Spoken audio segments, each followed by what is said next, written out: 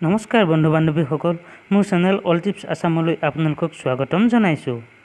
বন্ধু বান্ধৱীসকল, মোৰ এই আহিব লগা ভিডিঅ'বোৰ পাবৰ বাবে ছাবস্ক্ৰাইব কৰি কাষতে থকা বেল আইকনটো টিপি দিব, যাতে মই আপলোড কৰা ভিডিঅ'বোৰ আপোনাৰ মোবাইলত ন'টিফিকেশ্যনৰ যোগেদি পাই গৈ থাকে।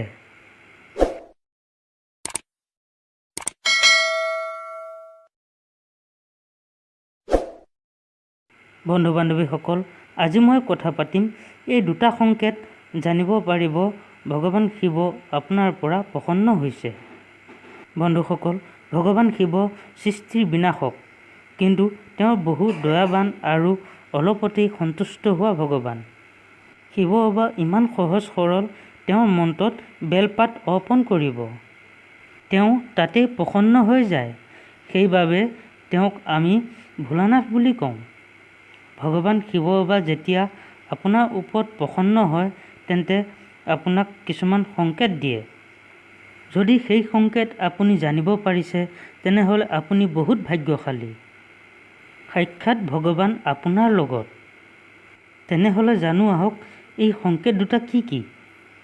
প্ৰথমটো হ'ল, যদি আপুনি ভগৱান শিৱক দেখে, তেতিয়াহ'লে আপোনাৰ মন সুখেৰে ভৰি পৰে আৰু আপোনাৰ মনত অসীম শান্তি অনুভৱ হয় আৰু আপুনি সকলো দুখ কষ্ট পাহৰি যায়, লগতে শিৱ বাবাৰ লগত সংযুক্ত হৈ যায়। সেই সময়ত আপোনাৰ অনুভৱ হয়, মোৰ জীৱনটো শিৱ বাবাৰ বিনা আধৰুৱা, কিয়নো ভগৱান মোৰ লগত সদায় আছে।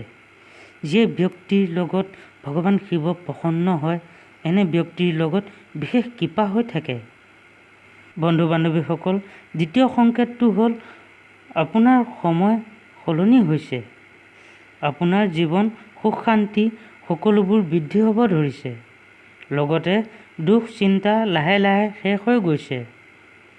আপোনাৰ জীৱনটো আগতকৈ বেছি ভাললৈ আহিছে আৰু আপোনাৰ আত্মবিশ্বাস বাঢ়ি গৈছে আৰু যিকোনো কৰ্মত আপোনাৰ বেছিকৈ সফল হ'বলৈ ধৰিছে।